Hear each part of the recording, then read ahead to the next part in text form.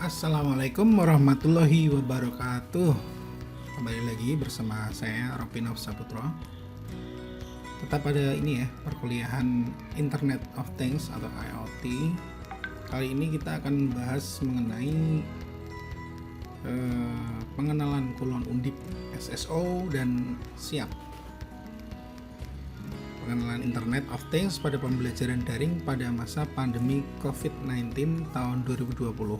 Oke, jadi sebenarnya berdasarkan RPS ya, rencana pembelajaran semester itu kalian harusnya ini di pertemuan ketiga ini adalah jadwalnya memberikan tugas atau presentasi atau proyek begitu ya.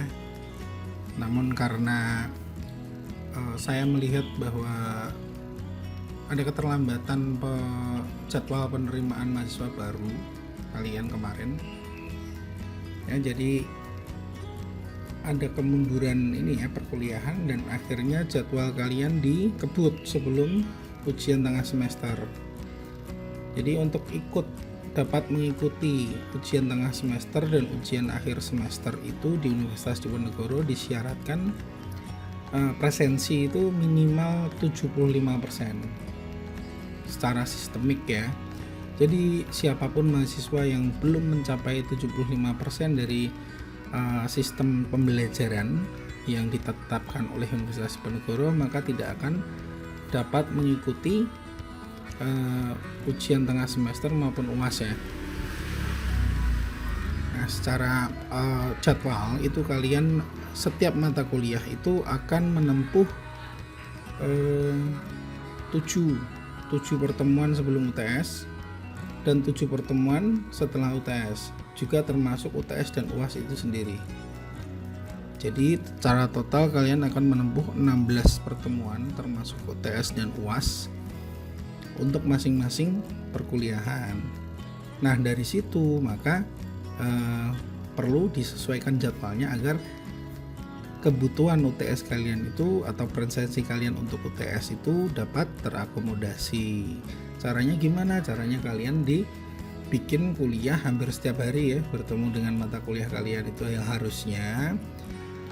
Misalnya kalian ngambil Internet of Things dan pengantar ekonomi di saya sebagai pengampunya itu kalian bertemu Internet of Things atau pengantar ekonomi itu seminggu sekali. Tapi karena untuk mengejar ketertinggalan itu tadi jadwal, kalian bisa saja bertemu dalam suatu mata perkuliahan tuh bisa jadi seminggu 3-4 kali. Nah dari situ maka dari RPS itu perlu dimodifikasi. Yang awalnya pertemuan ketiga itu untuk tugas ya, tugas mandiri atau proyek presentasi, maka saya ganti dengan ini ya, bahasan yang akan sangat bermanfaat untuk perkuliahan kalian ke depannya. Jadi mengenai teknis penggunaan kulon undip, SSO dan SIAP undip, itu 3 tools yang hampir tiap hari, mungkin sehari 3 kali 4 kali kalian buka ya. Nah itu selama perkuliahan kalian nanti. Jadi sejak sebelum pembelajaran daring diterapkan juga secara luring ini utamanya undip, SSO dan SIAP itu ini hampir selalu dipakai tiap hari. Nah dengan pemberlakuan pembelajaran daring ini mereka atau tools online itu tadi semakin bersifat wajib untuk digunakan untuk kelancaran secara teknis maupun administratif itu pembelajaran kalian ya. Oke.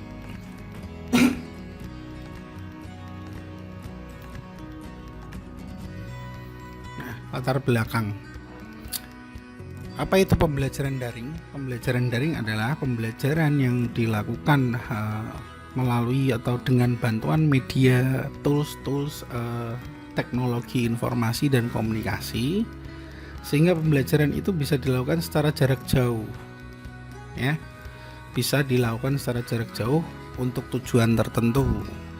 Dalam konteks ini kita melakukan pembelajaran daring secara jarak jauh itu untuk mengikuti peraturan dari pemerintah yang kemudian diturunkan menjadi peraturan dari Dikbud ya, Pendidikan dan Kebudayaan, Kementerian Pendidikan dan Kebudayaan, juga menjadi turunan dari surat edaran dan perintah dari Rektor Universitas Diponegoro mengenai pemberlakuan pembelajaran secara daring demi mengurangi atau memutus mata rantai penyebaran virus COVID-19 ya. Basicnya itu. Nah, apa landasan hukumnya? Yang pertama, merujuk pada surat edaran Mendikbud nomor 3 tahun 2020 tentang pencegahan COVID-19 pada satuan pendidikan dan nomor 36962 bla bla bla bla bla. Maka kegiatan belajar mengajar pun dilakukan secara daring dalam rangka pencegahan penyebaran coronavirus disease COVID-19. Itu yang pertama. Yang jelas itu diturunkan dari peraturan pemerintah ya. Dan peraturan pemerintah itu diturunkan dari undang-undang ya. Oke, yang kedua, surat edaran Rektor Universitas Diponegoro nomor 20 sekian tahun 2020 dengan pertimbangan isu terkini dalam kaitannya proses belajar mengajar secara daring. Jadi begitu alurnya, dari undang-undang dulu Pancasila dan UUD 45 ya, diturunkan menjadi peraturan perundang-undangan. Kalau undang-undang itu berarti kuasanya legislatif, kalau peraturan pemerintah berarti kuasanya pemerintah, yang akan kemudian diteruskan menuju ke kementerian-kementerian. Kementerian-kementerian kemudian ke bawah lagi dikeluarkan edaran-edaran berdasarkan masing-masing unit kerja. Nah, dari sini ternyata pembelajaran daring itu tidak mudah ya, tidak sepenuhnya lalu langsung sesuai dengan yang diharapkan. Tentunya mendapatkan respon yang positif dan negatif dari masyarakat. Hal itu menimbulkan beberapa permasalahan ya, seperti pertama disrupsi pendidikan tinggi ya. Jadi praktik pembelajaran online itu menimbulkan permasalahan yang harus segera dipecahkan gitu. Jadi tujuannya itu untuk bagaimana caranya mahasiswa itu bisa belajar daring, tapi hasil keluarnya itu tidak terlalu jauh jomplang gitu ya daripada pembelajaran luring. Jadi sama-sama tercapai tujuannya. Kedua, turunnya nilai pendidikan tinggi. Nah, itu dari orang-orang yang awam tuh ya. Sebagian berpikir bahwa pembelajaran daring itu kan nggak bertemu, kenapa harus bayar mahal-mahal begitu, kenapa nggak gratis aja dan lain-lain ya. Itu karena apa ya, kurangnya pengetahuan bahwa esensi pendidikan itu bukan di bertemunya, tapi transfer ilmu dan nilai moralnya. Dari sini menjadi tantangan bagi universitas ya, utamanya Universitas Diponegoro dan juga dosen itu bagaimana mempertahankan nilai dari pendidikan tinggi sehingga masyarakat dan termasuk mahasiswa itu merasa worth gitu untuk mengeluarkan biaya pendidikan dengan keluaran atau hasil yang mereka capai. Nah, apakah ini hanya tanggung jawab dari Universitas Diponegoro dan dosen saja? Enggak. Tentunya apa yang kami upayakan itu harus disambut dengan usaha yang keras juga dari masyarakat termasuk mahasiswa ya. Yang ketiga permasalahan adalah pembelajaran daring kurang efektif. Nah, kurang efektif itu perlu digali. Kenapa bisa kurang efektif? Yang pertama itu justru faktor paling besar itu human error. Human error itu berarti dalam konteks ini berarti kurangnya pemahaman dan juga kemampuan, keahlian, keterampilan dalam menggunakan tools pembelajaran daring. Ya, baik dari mahasiswa, dosen, tenaga kependidikan dan juga pengelola perguruan tinggi, itu bisa menimbulkan kurang efektif capaian dari pembelajaran daring itu. Nah, dari situ perlu diadakan pelatihan, kampanye, terus kemudian pembiasaan penggunaan teknologi informasi dan komunikasi, sehingga harapannya dari masa ke masa, baik itu secara mingguan maupun bulanan maupun semesteran, ada pertumbuhan kemampuan atau skill keterampilan akademisi Universitas Diponegoro, termasuk di dalamnya dosen, teknik, dan mahasiswa itu yang menjadi bekal lebih kuat untuk perkuliahan kedepannya lagi, kan gitu.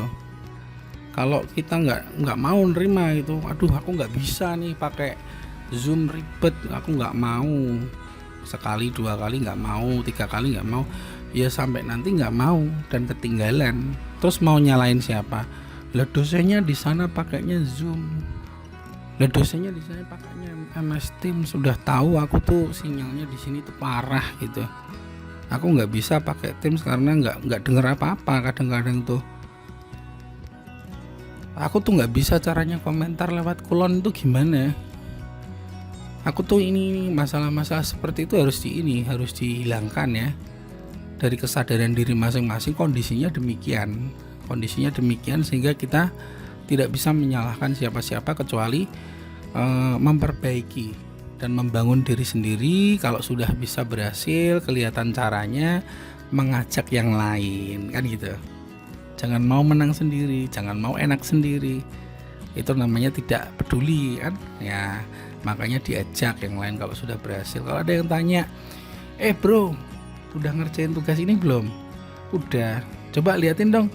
Nah itu kalau diliatin tuh salah tuh, kayak gitu kan, memperlihatkan konten ya, ide yang orisinil bisa menjadi dianggap ciplakan karena kerjasama. Bro, udah ngerjain tugas ini? Udah, aku juga udah, tapi susah ngumpulinnya tuh, datanya kok nggak bisa diupload. Emang berapa? 20 MB, itu maksimal kan 10 MB. Coba konsultasi sama dosennya.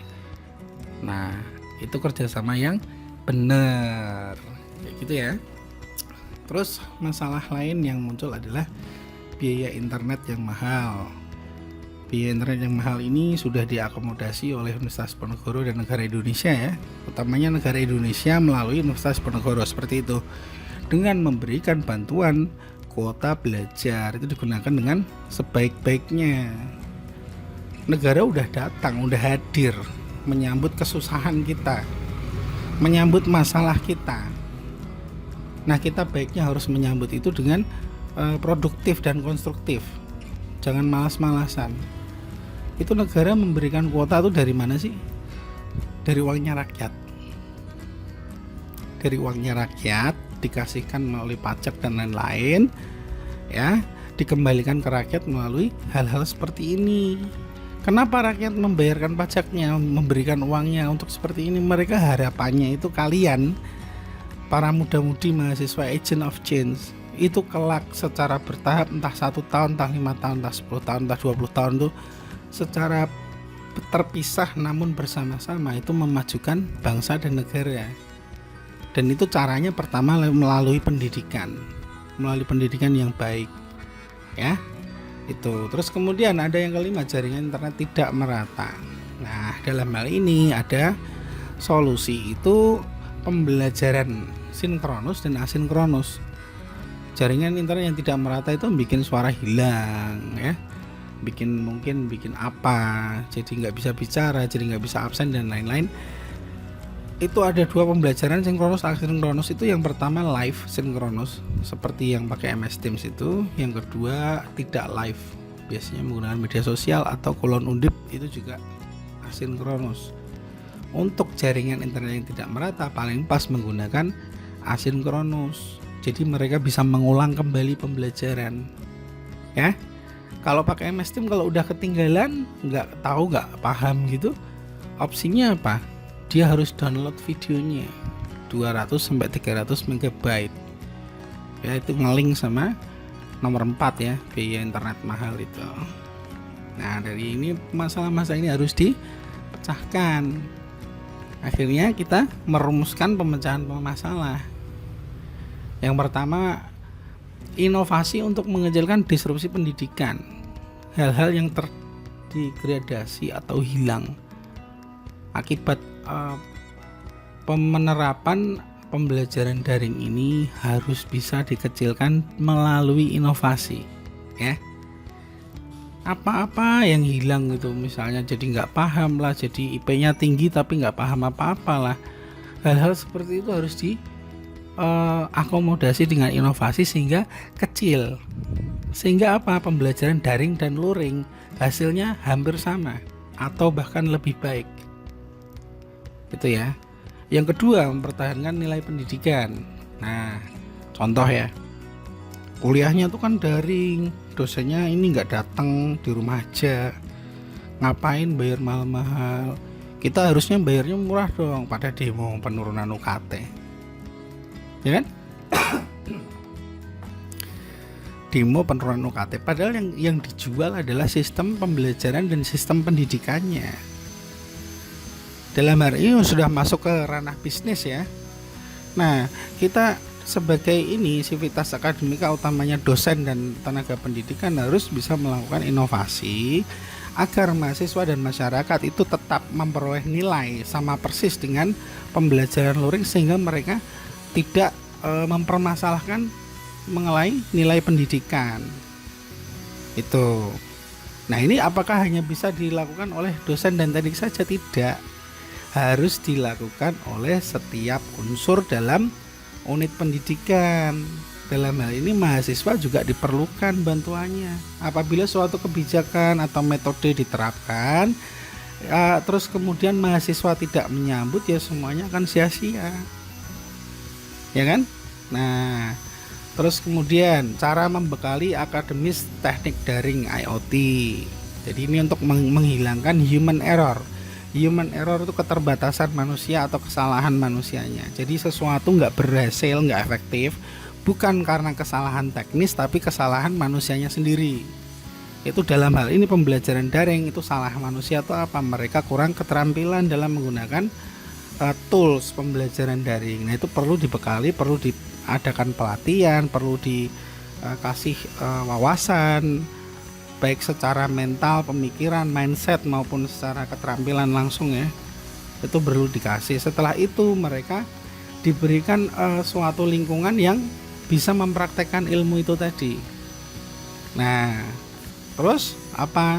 Dibiasakan sehingga menjadi ekosistem baru, menjadi perilaku baru yang memang mengakomodasi kebutuhan pembelajaran daring.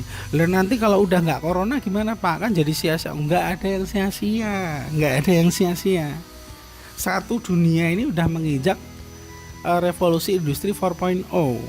Jadi ketika kalian pembelajaran daring sudah tidak diterapkan karena virus corona sudah pergi ya, udah hilang sama sekali, itu ilmu-ilmu seperti ini masih bisa diterapkan karena dunia itu sudah berpindah ke revolusi industri di mana semuanya itu menggunakan internet, menggunakan jaringan. Jadi come on, wake up ya, wake up. Buka mata, lihat dunia, nggak cuma di Indonesia, kalian lihat di YouTube, kalian dilihat di mana-mana, itu dunia itu sudah maju sekali. Kita jangan sampai berpikir ingin menjadi konsumen terus, ingin menjadi follower terus. Ya, kita harus menjadi creator, kita harus menjadi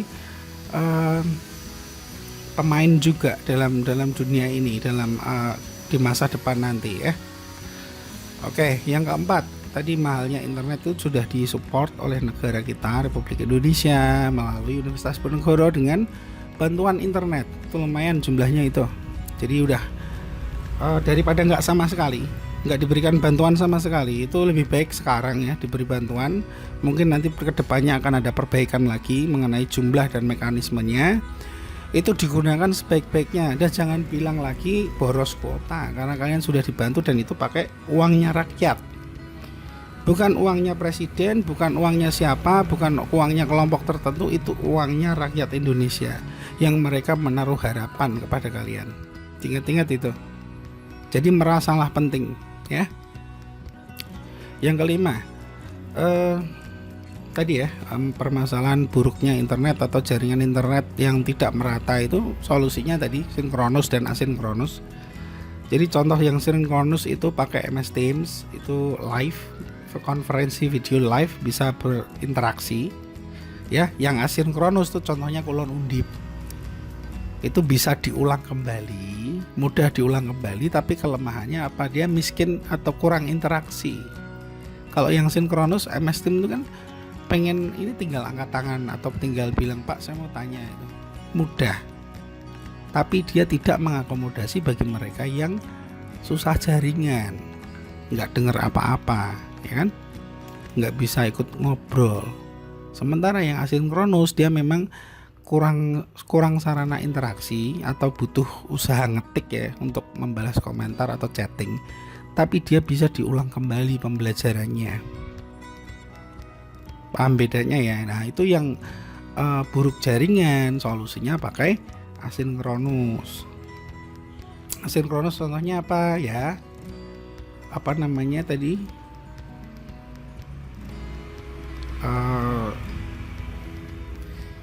Kulon Undip, YouTube ya, media sosial, kemudian WhatsApp teks itu juga, grup WhatsApp itu juga. Nah, pengenalan sekarang. Pengenalan pembelajaran daring Universitas Diponegoro ya. Undip itu memiliki tools pembelajaran daring ya. Utamanya di sini itu Kulon Undip. Yang SSO atau siap itu sebenarnya sistem online pendidikan secara umum, bukan hanya untuk pembelajaran online tapi sistem pendidikan. Jadi titik beratnya di sini adalah Kulon Undip, tapi sekalian atau sekaligus saya sampaikan sedikit mengenai SSO dan siap.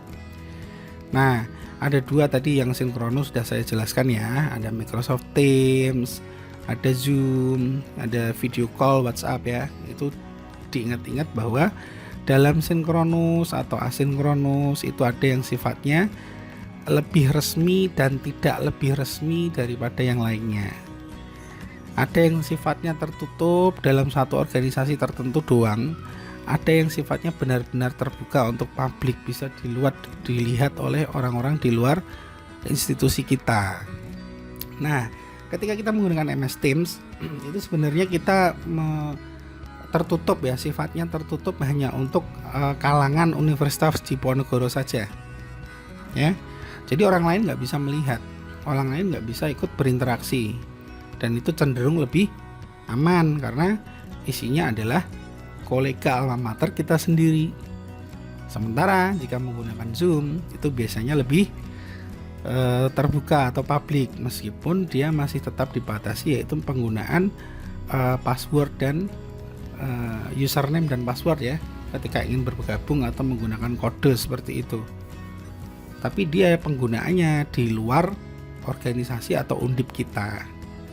Terus kemudian yang teknik asinkronus itu ada Kulon Undip, ada Google Form, email, chat, WA, media sosial, YouTube dan lain-lain. Nah itu yang lebih resmi daripada yang lain atau milik kita sendiri itu adalah Kulon Undip. Itu asli milik dari Universitas Diponegoro.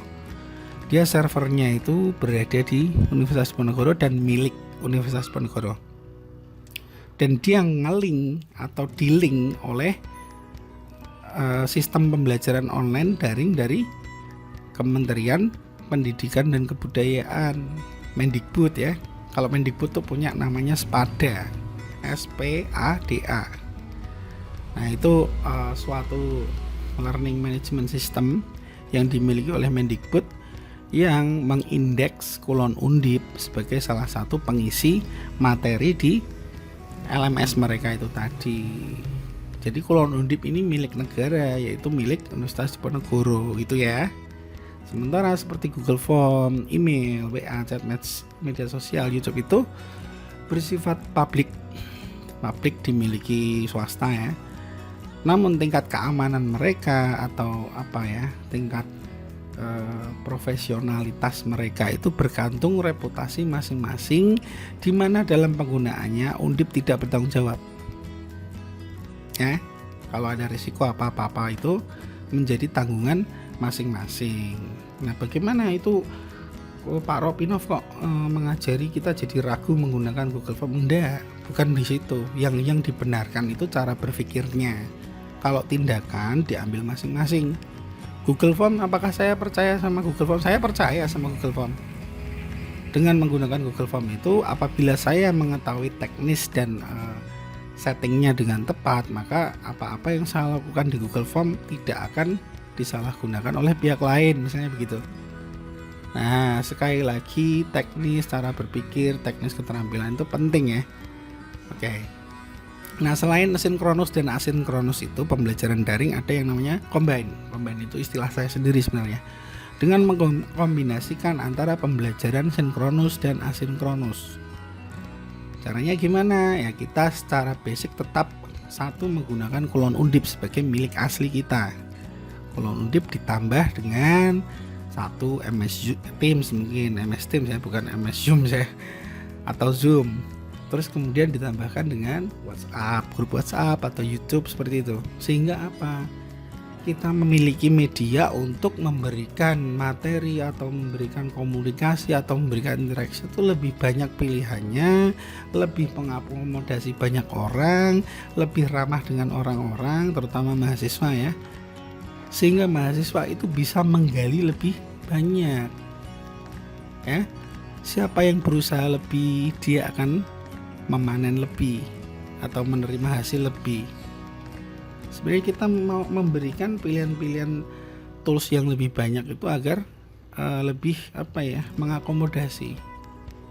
Kita sangat menyadari bahwa kemampuan atau keterampilan, kemudian skill, terus kemudian keuangan, sosial dan lain-lain dari tiap mahasiswa atau orang itu berbeda-beda.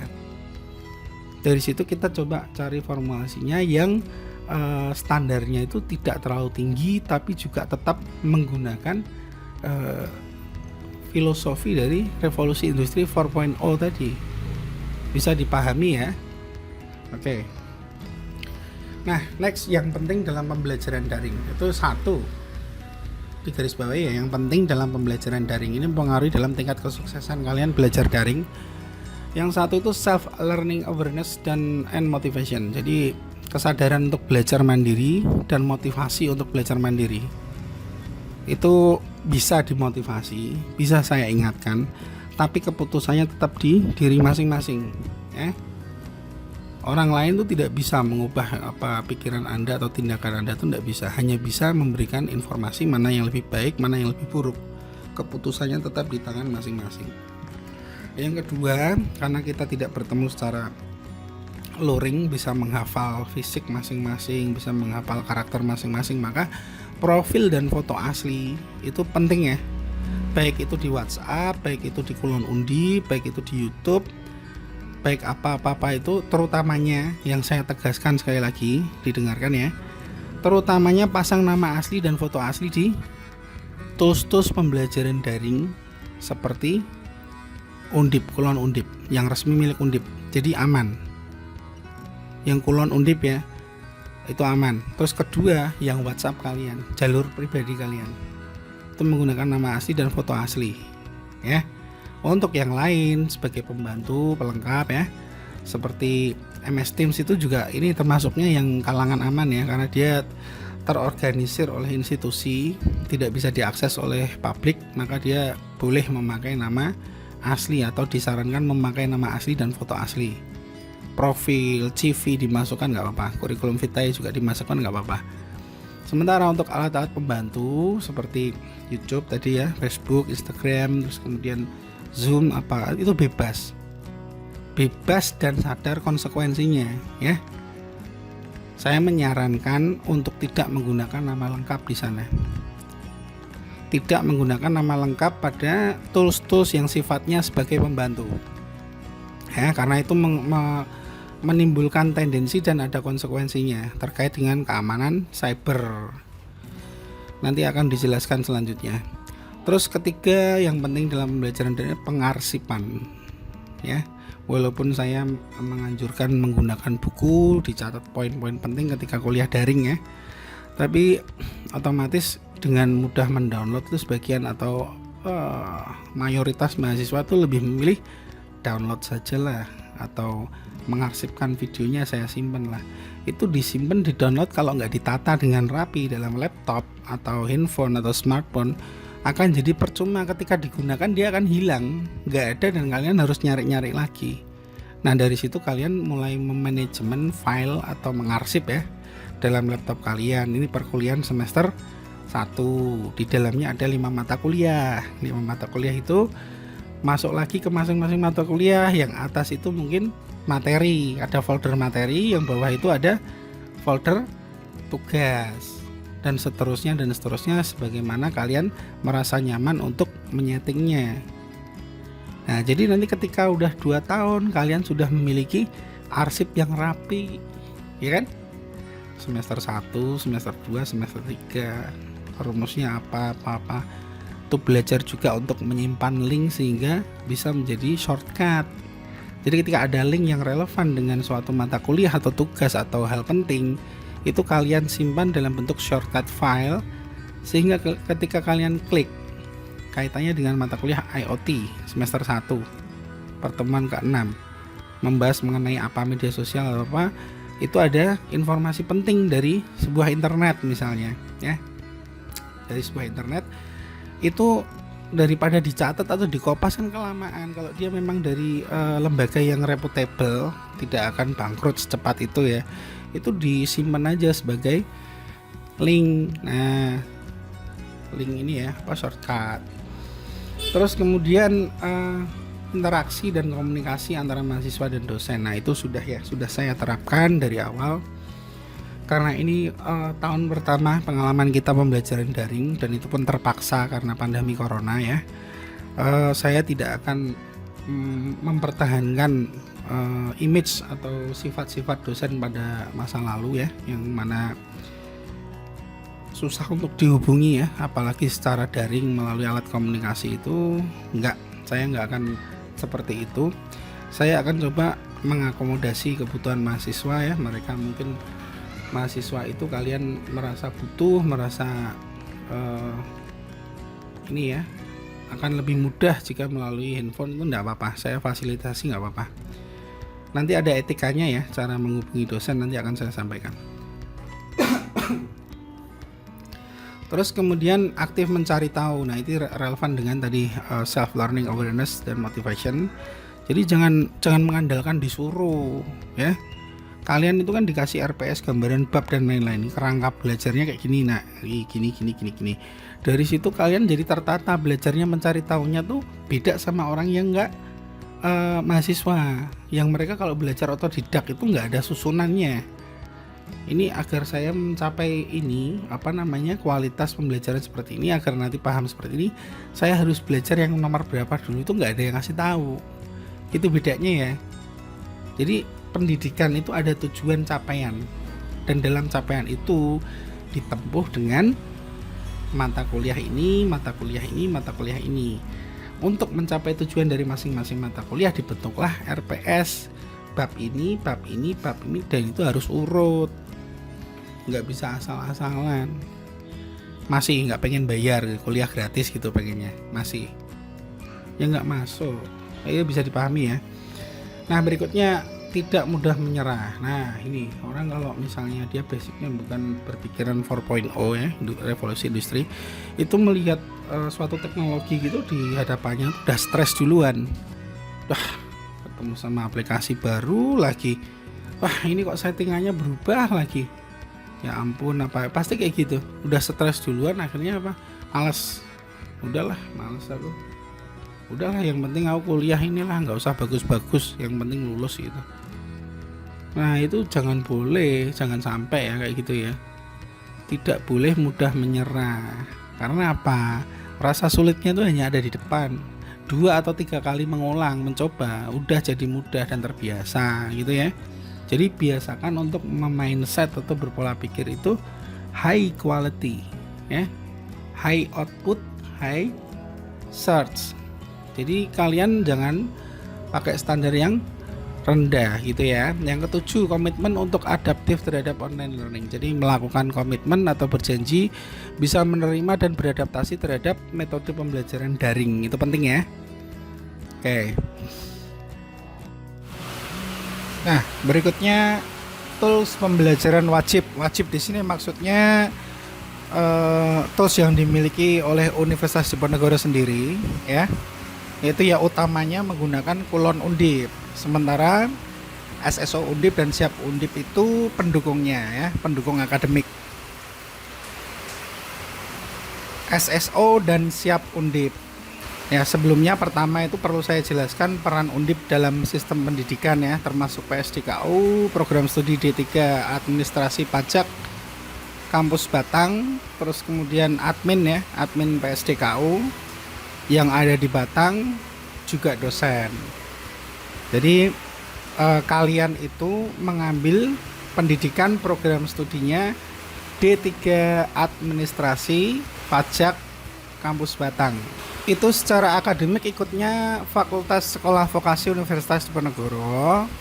Hanya saja dalam pengelolaannya, karena program studi kita itu berada di luar kampus utama, dibantu oleh lembaga pengelola PSDKU atau program studi di luar kampus utama. Itu kantornya ada di gedung SAMWA, sampingnya rektorat yang ada di Tembalang sana. Sementara untuk fakultasnya adalah sekolah vokasi, itu yang ada di ya sama di Tembalang juga, namun di Fakultas Sekolah Vokasi ya. Ya itu khususnya yang kaitannya dengan akademik. Yang lain-lain sementara itu dikelola oleh PSDKU. Nah, kemudian program studi itu menjadi tangan panjang dari kedua entitas ya, Sekolah Vokasi dan juga PSDKU dalam mengelola bidang akademik untuk mahasiswa. Terus kemudian ada admin ya, ada 2 admin itu bukan admin milik program studi kita saja, program studi D3 Administrasi Pajak Kampus Batang saja, namun keduanya adalah admin dari PSDKU Batang. Itu mencakup 2 prodi ya, prodi pajak sama prodi humas. Dosen dalam hal ini hanya menyampaikan atau mentransfer ilmu dan juga memberikan bimbingan terkait dengan akademik. Jadi untuk urusan seperti jadwal perkuliahan, terus kemudian absensi atau presensi, terus kemudian keuangan dan lain-lain itu diurusi oleh admin ya. Nah, selain itu juga ada pejabat tingkat program studi itu Kaprodi yang mengintegrasikan seluruh unsur yang ada di program studi kita. Oke, selanjutnya ini fitur-fitur SSO ya. Coba saya akan buka SSO saya, mungkin tidak sama dengan SSO kalian, namun mewakili ya, hampir mirip ya. Itu yang pertama ada informasi akses WiFi Undip. Itu bila kalian berada di lingkup Universitas Diponegoro itu ingin menggunakan WiFi dari Undip, itu ada panduannya di sini. Terus ada news, ini publikasi ya yang dikeluarkan oleh Humas Universitas Diponegoro. Terus kemudian ada survei ini, ada radio, ada Teams, ada OneDrive ya, semuanya ada banyak siap presensi. Namun saya akan menyorot beberapa hal yang vital di sini ya. Yang pertama itu email organisasi ya. Kalian sudah memiliki student@undip.ac.id ya. Itu bisa digunakan untuk kegiatan perkuliahan. Apabila kalian tidak menghendaki, kalian bisa menggunakan email sendiri ya. Itu terus OneDrive juga, ini fasilitas yang bisa dipakai upload materi atau upload apapun milik kalian yang terkait dengan akademik bisa.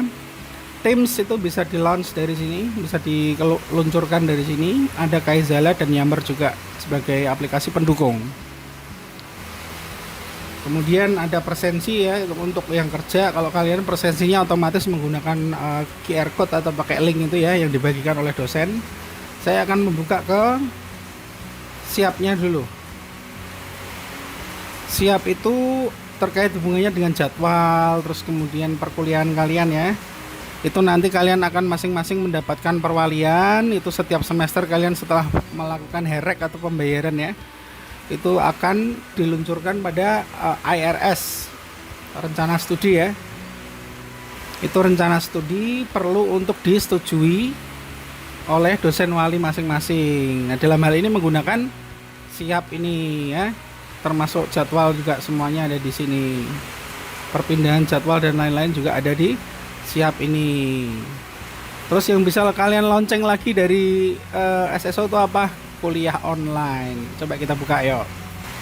Nah, ini kuliah online-nya seperti ini ya, Kulon Undip namanya ya. Nah, perlu saya tambahkan untuk alur presensi ya, apabila mahasiswa kesulitan ya, namanya dosen itu pasti 15 menit sekali atau 30 menit sekali pas waktu konferensi video atau perkuliahan pasti membagikan QR code presensi atau link presensi secara berkala.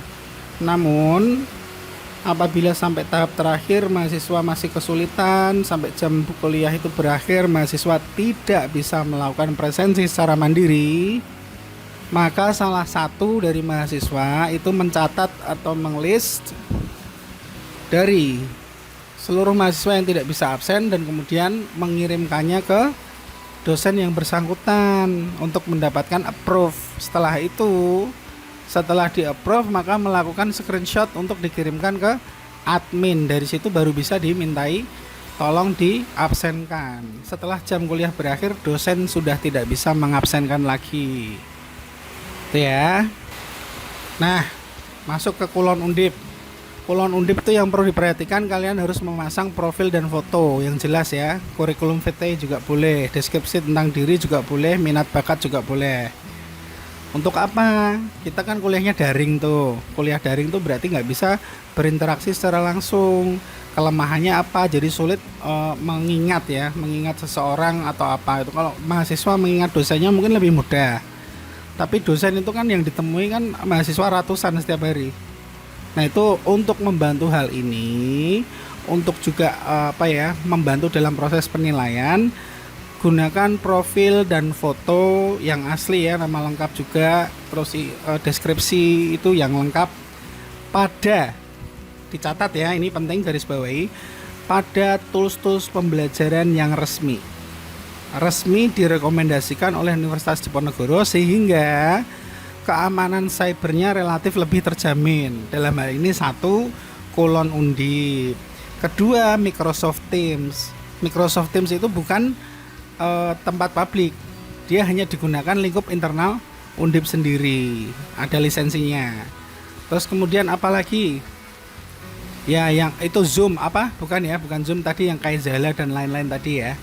Itu juga dilengkapin profilnya. Terus bagian kedua apa yang harus dilakukan? Kalian melakukan enroll di kelas masing-masing sesuai jadwal semester masing-masing, sesuai dosen masing-masing. Kalau zaman dulu dosen itu harus membuat kelas sendiri di kulon satu-satu. Zaman sekarang dosen dan dosen partner itu sudah dikelolakan oleh sistem secara otomatis, dibikinkan kelas masing-masing. Nah, itu saya belum ngecek apakah mahasiswa enroll itu harus wajib atau sudah otomatis enroll sendiri. Ya. Kalau memang belum otomatis enroll, maka harus enroll dulu. Ini kelasnya manajemen keuangan Pak Ropino, saya enroll klik. Barulah nanti update mengenai kelas itu akan diberitahukan ke kalian. Beda cerita kalau kalian sudah diotomatiskan. Saya angkatan 2020, IRS-nya sudah disetujui seperti ini oleh dosen wali, maka secara otomatis di kulon undip seluruh mata kuliah yang saya ambil akan muncul di kulon undip dan juga otomatis masuk di kelas Microsoft Teams gitu ya. Nah, berikutnya apa? Sering membuka kulon dan saling mengingatkan di komunitas. Jadi mau ada tugas apa, deadline-nya kapan, itu harus sering-sering membuka kulon undip. Nah, selain itu juga kalian disarankan untuk saling mengingatkan pada komunitas alias angkatan grup angkatan kalian atau kelas kalian.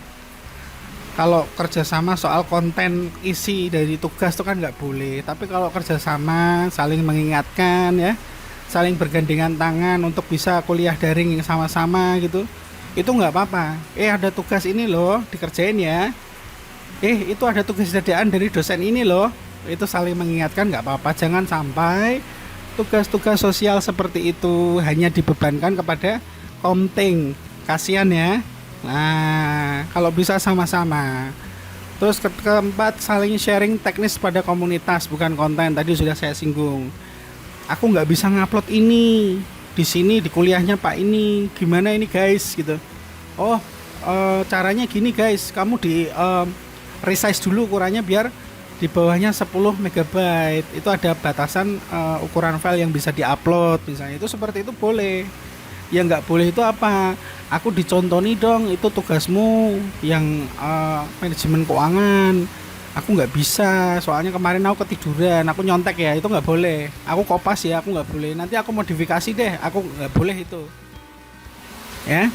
Terus kemudian bila sakit berlanjut hubungi dosen. Ya, maksudnya kalau masih ada permasalahan yang tidak terpecahkan, apalagi kok semuanya itu nggak bisa memecahkan dan bermasalah, Komtingnya mengambil alih, menyampaikan ide, gagasan, komunikasi masalah itu dengan cara baik dan benar, ya. Jadi menyampaikannya dengan gimana ya, santun, terus kemudian ada masalah ini Pak, ada ini itu, nanti pasti dipertimbangkan. Jangan terus lalu membuat status yang enggak di media sosial. Kuliah daring di Undip ternyata seperti ini dan lain-lain itu enggak konstruktif. Mahasiswa itu enggak kayak gitu ya perilakunya ya. Apalagi menggunakan kata-kata ya cemoohan-cemoohan yang kasar kayak gitu. Kalian sudah jadi bagian dari Universitas Diponegoro, jadi harus memantaskan diri, tidak boleh seperti itu lagi, oke? Ya, terus, nah ini pembelajaran tadi yang saya singgung di awal, ada dua pembelajaran ya, sinkronus dan asinkronus. Itu berasal dari kata sinkron. Yang pertama ini artinya sinkronus itu terhubung real time ya, real time pada saat itu juga, artinya biasanya menggunakan konferensi video. Nah, dalam hal ini di Universitas Diponegoro, pembelajaran sinkronus itu yang digunakan adalah contohnya yang ngeling sama SSO dan Kulon Undip adalah Microsoft Teams. Itu Microsoft Teams itu ada dua. Yang pertama bersifat publik, alias kalian bila menggunakan email kalian sendiri, bambang@gmail.com gitu misalnya, membuat akun MS Teams itu bisa, tapi kalian tidak ngeling dengan Undip. Nah, yang bisa ngeling bang apa? Yang pakai resmi sebagai organisasi. Kalian udah punya email tuh yang dari Undip. Itu berarti organization, dia tertutup, hanya lingkup Undip saja. Terus kemudian ada yang pakai Zoom, itu public ya sifatnya ya, public. Terus ada WA video calls, itu juga public juga, biasanya digunakan ketika diskusi kelompok skala kecil 4-8 orang, itu masih bisa pakai WhatsApp ya, video call seperti itu. Tapi kalau udah puluhan ratusan saya kira nggak bisa itu. Nah, terus fitur-fitur konferensi video contohnya Microsoft Teams. Yuk kita coba buka Microsoft Teams. Keluar seperti ini. Nanti yang handphone menyesuaikan ya. Untuk yang komputer sama laptop bisa seperti ini. Launch it now. Kita ini hidupkan Microsoft Teams-nya dengan cara seperti ini. Karena kita larinya dari siap ya, otomatis Microsoft Teams yang digunakan itu yang resmi alias yang organisasi. Nah, nih bisa dilihat semua kelas dari perkuliahan ya. Kalau kalian tampilannya mungkin beda dikit, menyesuaikan. Ini kelas seperti ini itu sudah dibikinkan otomatis oleh sistem zaman sekarang. Kalau zamannya kakak kelas kalian yang 2018-2019 itu kelas seperti ini harus bikin sendiri-sendiri. Karena ini kan tahun pertama ya, kita terpaksa harus belajar secara daring. Tapi dari semester ke semester, dari bulan ke bulan tuh pasti ada perbaikan. Nah, perbaikan itu terlihat pada kalian itu yang dipadukan dengan kurikulum baru 2020 dari pemerintah kan. Nah, sekarang kelasnya menjadi otomatis, sehingga kelas-kelas yang sifatnya wajib itu sudah dibuatkan oleh Undip atau oleh sistem. Tapi selain kelas-kelas ini juga kalian bisa membuat kelas sendiri, misalnya untuk diskusi sama teman berempat atau berlima. Yuk diskusi yuk lewat ini, lewat Teams yuk. Atau kalau 4-5 pakainya WhatsApp ya, lebih enak ya, 10-20 orang gitu. Yuk bikin ini yuk, ngerjain tugas sambil ini pakai MS Teams, bisa create team ini ya. Nah, ini bisa, ini nanti pakai create team, itu bisa dipelajari sendiri. Terus kemudian profil dan nama ya. Sekali lagi saya ingatkan, dalam Microsoft Teams yang organisasi menggunakan nama, profil, dan kurikulum vitae atau deskripsi diri itu yang asli dan lengkap, sehingga itu membantu dosen dalam memberikan penilaian ya. Ini termasuk sikap ini. Oke ya. Terus lagi apa? Berpakaian secara formal dan sopan ketika kuliah. kuliah secara konferensi video, dan ada kemungkinan kalian secara live atau interaktif itu kalian bertanya dan diskusi dan ingin menampilkan diri kalian melalui kamera. Nggak wajib, tapi boleh ya. Kalian boleh menampilkan diri kalian di dalam kamera secara online. Itu syaratnya berpakaian formal dan sopan ya. Berpakaian formal dan sopan itu. Terus kemudian bergabung kelas tadi udah dibahas, kamera, etika menggunakan kamera itu kalian boleh tadi menggunakan kamera dengan syarat bajunya pakaiannya sopan ya. Terus kemudian di belakangnya atau di background kalian tuh tidak ada pemandangan-pemandangan yang tidak bagus ya, yang negatif, yang kemungkinan mengganggu gitu ya. Terus kemudian mikrofon, etika menggunakan mikrofon, kalian itu boleh menggunakan mikrofon hanya pada saat mau bicara, entah itu menjawab, entah itu bertanya, entah itu diskusi atau debat. Ketika kalian diam dalam artian tidak mengucapkan pembicaraan yang penting, langsung saja dimatikan dulu mikrofonnya, sehingga ketika ada disrupsi atau gangguan dari pihak kalian, dari tempat kalian, tidak mengganggu aktivitas dalam komunitas itu, dalam MS Team itu ya. Bisa dipahami, hanya menghidupkan pada saat mau bicara dan langsung mematikan setelah selesai bicara. Terus kemudian ada chat atau teks ya. Tata cara menggunakan teks itu coba saya kasih contoh. Misalnya ini bahasa Indonesia ya. Nah ini misalnya nih, ada beberapa segmen chat ya, seperti pada di YouTube juga itu. Seseorang bisa melemparkan thread atau komentar, itu bisa dikomentarin secara langsung di bawahnya seperti ini, karena dia relevan, masih relevan dengan atasnya, masih nyambung. Ketika pihak lain ingin melempar pertanyaan baru atau hal yang tidak relevan dengan ini, dia bisa menggunakan new conversation ya, ini ya. Nah itu dibedakan sehingga kualitas ketika obrolan itu bisa dinikmati karena dia relevan satu sama lain. Kalau lompat itu nanti jadi males yang baca ya, akhirnya nggak punya manfaat apa-apa gitu. Nah terus files download materi dan upload tugas, itu letaknya di sini nih, files. Nah itu biasanya dosen ngupload tugas di sini, kalian bisa klik gini, download, masukin ke berkas kalian, ditata yang rapi. Bahasa Indonesia, pengantar keuangan ya keuangan sendiri-sendiri ya. Nah selain itu juga kalian bisa ngupload tugas di sini, baik yang files biasa maupun yang assignment. Biasanya udah dibikinin folder sama dosen yang bersangkutan ya, seperti itu. Terus kemudian internet sehat.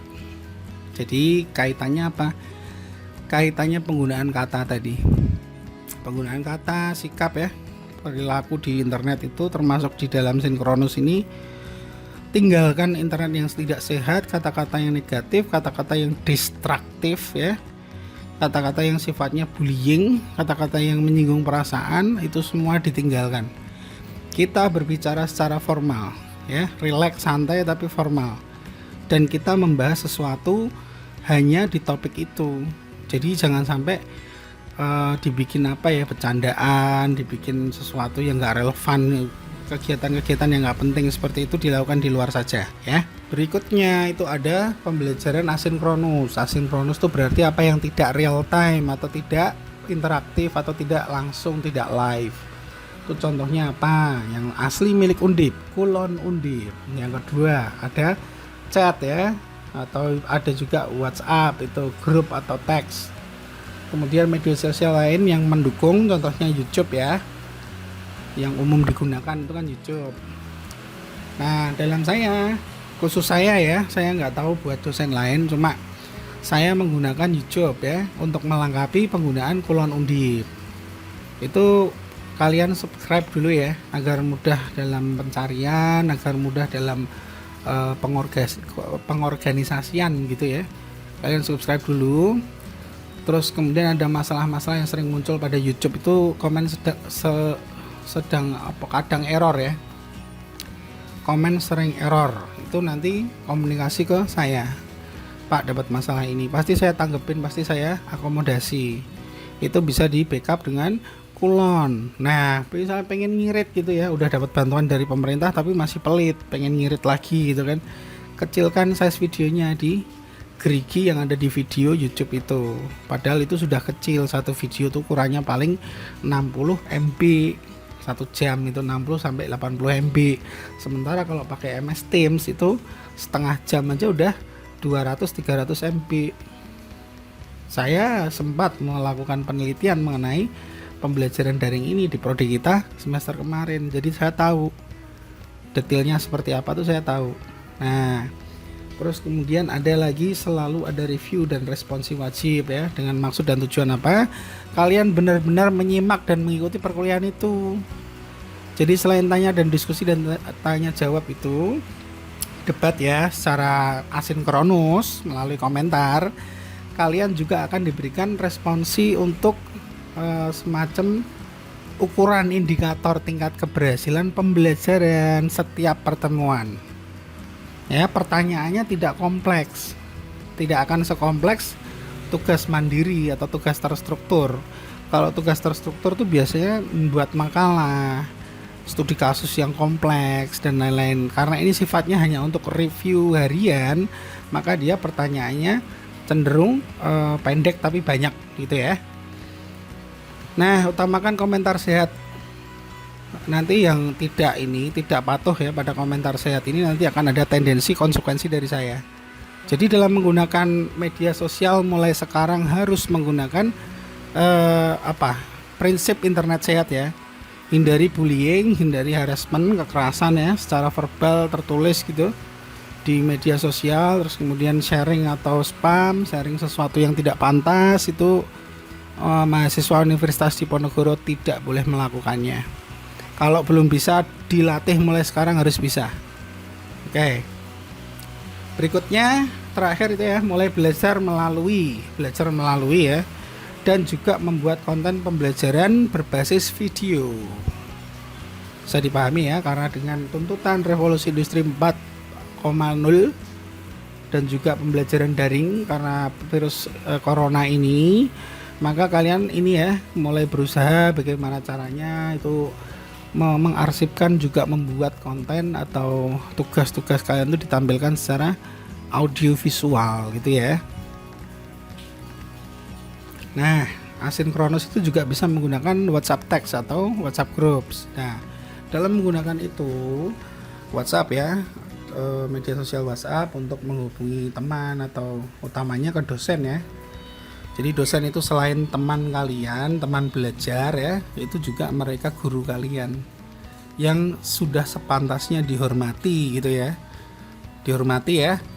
Jadi bukan hanya dituntut saja seperti itu, bukan hanya diminta saja, tapi juga berikan prestasi kembalian yang pantas gitu ya. Kita nggak pengen kok disanjung-sanjung atau apa enggak. Kita hanya pengen dihargai saja. Nah, itu caranya, itu ada etikanya dalam menghubungi melalui WhatsApp. 1, perhatikan jam kerja ya. Utamanya untuk dosen selain saya, itu jam kerja itu dosen sesuai dengan amanah undang-undang yang diturunkan melalui peraturan-peraturan dikti ya. Dosen jam kerjanya itu 8 jam. Dari jam 8 sampai jam 4 sore. Namun karena pandemi, khususnya bagi saya, itu saya open silahkan WhatsApp sampai jam 9 boleh, 9 atau setengah 10 boleh. Setelah itu saya harap tidak ada lagi ya, udah malam dan itu akan mengganggu begitu ya. Nah, dalam mengirim WhatsApp itu awali dengan menyebut nama, NIM dan semester. Kenapa? Kita nggak bisa nyimpenin nomor mahasiswa satu-satu ya.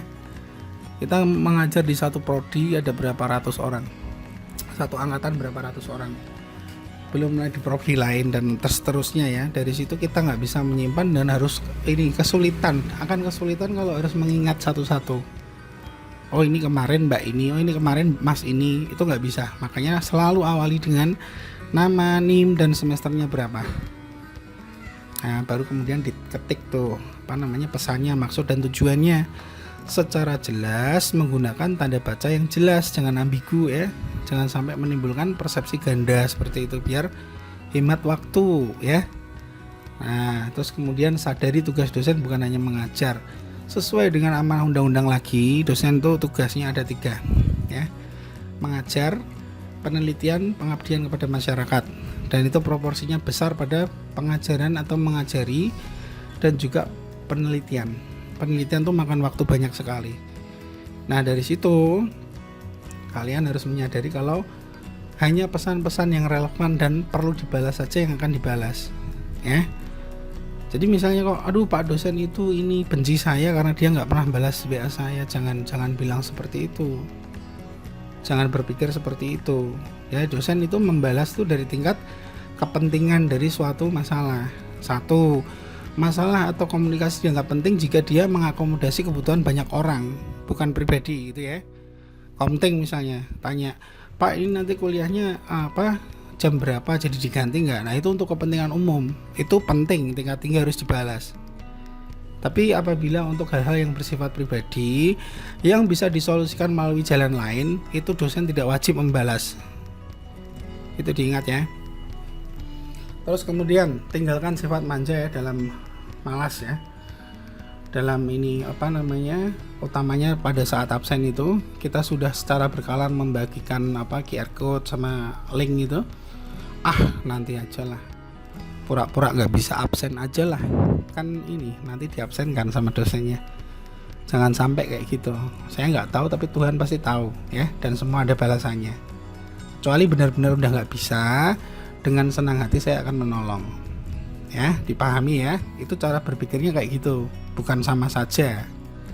Nah, terus gunakan fasilitas kompensasi persesi dengan bijak dan seperlunya, itu udah dibahas tadi barusan. Jaga nama baik sendiri, organisasi, institusi di media sosial atau status WhatsApp. Nah itu tadi kaitannya sama hati-hati dalam menggunakan status WhatsApp, status Instagram ya, apalagi Instagram itu, Facebook yang menyangkut nama Undip. Nah, ini institusi kalian sendiri, kalian sudah jadi bagian dari Undip. Jadi jaga nama baik Undip. Segala masalah apa yang terjadi, misalnya ada masalah, dikomunikasikan dengan cara yang baik dan benar, dengan tujuan dan maksud yang baik dan benar. Kalau kalian tujuannya itu mengkritik hanya untuk menghancurkan nama Undip, saya tidak akan terima, kan begitu. Nah kalau untuk tujuannya untuk perbaikan bersama-sama, maka sampaikan dengan cara yang baik, kita komunikasikan semuanya, gitu ya. Nah, ada juga yang selain sinkronus dan asinkronus itu kombinasi tools antara keduanya ya. Utamanya tetap menggunakan Kular Undip sebagai pembelajaran daring dipadukan dengan tools lain. Ini saya screenshotkan tuh, punya saya. Kular Undip ini punya saya, dimana di dalamnya itu ada materi ya, ada video pengantar itu yang bantuan atau suplemen dari YouTube ya, yang bisa dilihat secara video ya, terus ada tugasnya juga dan lain-lain. Jadi dikombinasikan untuk mendapat input yang lebih gede, sehingga keluaran capaian pembelajaran juga diharapkan lebih gede gitu ya. Nah, dalam menggunakan e-learning atau pembelajaran daring menggunakan berbagai tools yang ada itu, ada masalah security learning ya, e-learning, keamanan e-learning. Nah ini perlu dibahas juga, kalian harus pahami. Masalahnya itu security privacy atau keamanan privasi, kemudian stalking ya, terus hack, negative impact seperti bullying, harassing ya, harassment, terus kemudian apa macam-macam ya, itu prank ya. prank masuknya ke ranah lain ya. Nah itu kita perlu melihat bahwa di Undip itu dalam pembelajaran daring ada dua ya, close and open atau public tools. Close itu tadi artinya dia resmi, registered, contohnya Kolon Undip, MS Teams itu ya, yang sifatnya tertutup hanya dalam lingkup organisasi itu. Sementara yang publik apa, media sosial lain yang boleh dipakai macam-macam ya. Nah, apakah kita melihat tingkat keamanan yang Kolon Undip sama MS Teams itu kan tinggi Pak, kita harus hanya menggunakan itu saja, kita harus menggunakan hanya itu saja? Oh ya enggak, asalkan dengan cara dan tata kelola yang baik dan benar dan diawasi. Kita menggunakan yang open public itu boleh, nggak dilarang, malah justru bisa menghasilkan luaran atau capaian yang lebih besar gitu ya. Maka itu kita bisa menggunakan alat bantu lain. Nah, apa sih yang perlu diperhatikan dalam security learning ini? Avoid share self information from address confidential, foto, video, data pribadi, data rahasia, alamat. Nah, nggak boleh menyebarluaskan, membagi secara sengaja maupun tidak, dengan maksud dan tujuan ataupun tidak, membagikan phone, nomor telepon, alamat, data-data pribadi, foto, video, data pribadi yang sifatnya sangat pribadi, alamat juga ya, alamat itu nggak boleh. Jadi kemarin ada yang perlu kita perbaiki bersama. Pada saat di YouTube itu kalian komentar atau saya menyuruh komentar menggunakan nama panjang dan NIM. Nah, mulai sekarang itu mungkin kita bisa perbaiki dengan menyebut nama depan saja ya. Nama depan saja dan 6 digit NIM terakhir. Jadi NIM-nya hanya 6 digit terakhir saja, bukan di awal tapi terakhir. Nah, itu bisa meminimalisasi masalah security of learning ini ya. Oke, bisa dipahami ya. Jadi kenapa kok nama depan? Karena kalau nama tengah nanti saya pusing nyarinya. Ini mana? Ini udah 3 jam saya nyari nama ini nggak ketemu. Ternyata dia nama belakang atau nama depan yang dibalik gitu. Alay kan? Nah, itu nggak boleh. Oke. Terus kedua, tinggalkan bullying harassment. Jadi kalau kalian mengalami bullying dan harassment itu dilaporkan dulu ya, dilaporkan dulu ke pihak media sosialnya atau dilaporkan ke adminnya contohnya dosennya itu. Terus kemudian nggak usah ditanggepin, pergi aja, nggak usah diurusin kayak gitu. Dalam hal ini dari pihak luar ya, dari pihak luar Undip misalnya, itu langsung ditinggalkan saja. Terus tempatkan tools daring sebagai media pembantu bukan tujuan. Jadi kalian media sosial dan tools daring semuanya yang ada di internet itu mereka dalam hal ini, dalam konteks kalian mahasiswa yang sedang kuliah itu hanya alat pembantu, bukan suatu tujuan. Jadi sifatnya hanya membantu, bukan utama ya. Mindsetnya harus berpikir seperti itu, sehingga apabila ada masalah yang berat atau masalah yang datang itu mengenai media pembantu ini, kalian bapernya tuh nggak akan kejauhan gitu loh, karena ini hanya alat bantu saja gitu, paham ya. Nah, nomor 4, selektif dalam membawa daring ke luring. Nah, dalam pembelajaran daring itu otomatis banyak sekali kemungkinan kalian tuh kenal sama orang dunia luar. Nah, itu tolong yang selektif, tanggung jawab masing-masing. Apabila ada kemungkinan membawa pihak-pihak dari daring ke luring itu yang selektif ya, karena itu menjadi konsekuensi kalian masing-masing. Kunci sukses belajar daring. Satu, yang pertama awareness atau sadar diri, termasuk di dalamnya fokus. Sadar diri itu maksudnya apa? Kita kondisinya tuh kayak gini, sedang terjadi pandemi COVID-19 dan kita tidak boleh melawan itu. Demi keamanan dan keselamatan, kita sadari bahwa belajar harus dilakukan secara daring. Nanti akan dilakukan perbaikan-perbaikan dari masa ke masa oleh pihak yang berwenang. Termasuk sadar diri itu dalamnya fokus terhadap pembelajaran ya. Orang yang saat ini fokus belajar itu belum tentu dia berhasil atau keberhasilannya tinggi, apalagi yang nggak fokus gitu ya. Yang kedua, menerima kenyataan itu relevan dengan nomor 1.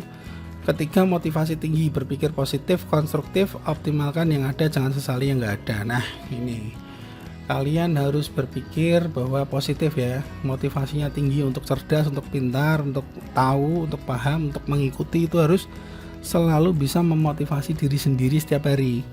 Pikirannya harus positif. Jadi pikiran positif itu apa? Ya yang mikir yang baik-baik, kemudian bertindak yang baik-baik ya. Itu penting sekali. Terus optimalkan yang ada. Kalian punya internet yang seperti itu, ya itu dioptimalkan. Kalian punya laptop seperti itu, ya dioptimalkan. Gak usah ngimpi yang lain-lain yang belum kalian mampu. Misalnya teman saya pakai Apple, enak, cepet, itu nggak bagus. Yang keempat, ada self learning yang kuat ya. Itu artinya kalian belajar secara mandiri yang kuat. Jangan hanya menunggu disuruh oleh dosen memberikan kerangkanya dari awal. Kalian harus secara mandiri nyari sendiri selain dapat instruksi dari dosen. Yang kelima, berkomunitas yang kuat, bergandengan tangan. Itu artinya tadi relevan sama saling membantu secara teknis ya, bukan secara konten. Jadi dalam hal ini itu saling membantu sangat penting. Karena apa? Keterampilan seseorang dalam pembelajaran daring itu sangat beda-beda pada saat ini ya. Ada yang memang gila sama gadget dari kecil sehingga dia piawai dalam menggunakan gadget. Ada yang sama sekali tidak bisa. Ya, itu dibantu orang-orang yang belum bisa itu agar bisa, gitu ya. Terus komunikasi, nah ini penting sekali karena kita nggak bertemu secara fisik, maka saya juga memfasilitasi yang namanya jalan komunikasi. Boleh secara ini WhatsApp tuh boleh, termasuk di antara kalian sendiri, sesama angkatan atau kakak angkatan atau adik angkatan itu boleh saling share informasi, utamanya tentang teknik pembelajaran daring ini. Terus berusaha lebih demi golden masa depan. Jadi kalian harus berjuang lebih demi kebaikan masa depan kalian sendiri. Kalau bukan kalian, siapa yang mau mengusahakan, kan gitu. Nah, ini buat closing ada ikrar ya. Jadi dalam pembelajaran itu, dalam pedagogik teknik pembelajaran dikenal istilah taksonomi Bloom ya. Kita mengajari baik itu mahasiswa maupun anak SMA, anak SMP, anak SD, anak TK, anak PAUD, itu ada tahapannya ya. Ada tahapannya untuk 3 ya, dari kognitif ya, afektif, terus psikomotorik, itu ada tahapannya. Nah, saya ingin pembelajaran hari ini itu kalian ada capaian yang dari kognitif 1 menjadi psikomotorik tingkat 1 ya. Jadi dari hanya tahu terus kemudian meyakini dan memproklamirkan, dari situ nanti akan berdampak ke pencapaian kalian yang selanjutnya. Jadi ada batu yang tingkatan yang tercipta di situ. Caranya gimana? Kalian meyakini, saya nggak bisa memaksa ini ya. Saya tidak memaksa ini. Jadi kalau tidak mau melakukan, tidak usah dilakukan. Tapi kalau mau dan sanggup melakukan, maka dilakukan. Mengucapkan komitmen yang sudah disebutkan pada layar ini. Nama saya berkomitmen 1. Berjuang menerima kenyataan pembelajaran daring. 2. Bersedia berusaha adaptasi pada pembelajaran daring. 3. Meningkatkan semangat belajar mandiri sesuai instruksi dan kerangka pembelajaran dari pembimbing. 4. Akan menyampaikan gagasan dan berkomunikasi dengan cara yang positif. 5. Menjunjung tinggi etika online dan internet sehat. 6. Saya akan berusaha berbagi pengetahuan teknis pembelajaran daring baik pada alma mater maupun pada masyarakat umum demi kemanusiaan. 7. Menjaga nama baik sendiri, nama baik prodi, institusi, baik secara daring maupun luring.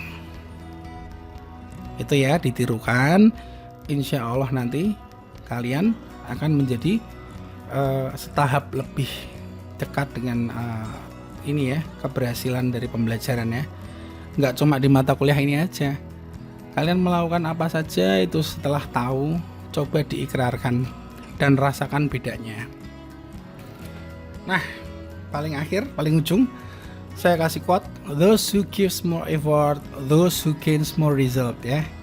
Dalam konteks pembelajaran daring saat ini, siapa yang berupaya ya, lebih banyak, berkorban lebih banyak, berikhtiar lebih banyak, maka merekalah yang akan mencapai hasil lebih baik juga.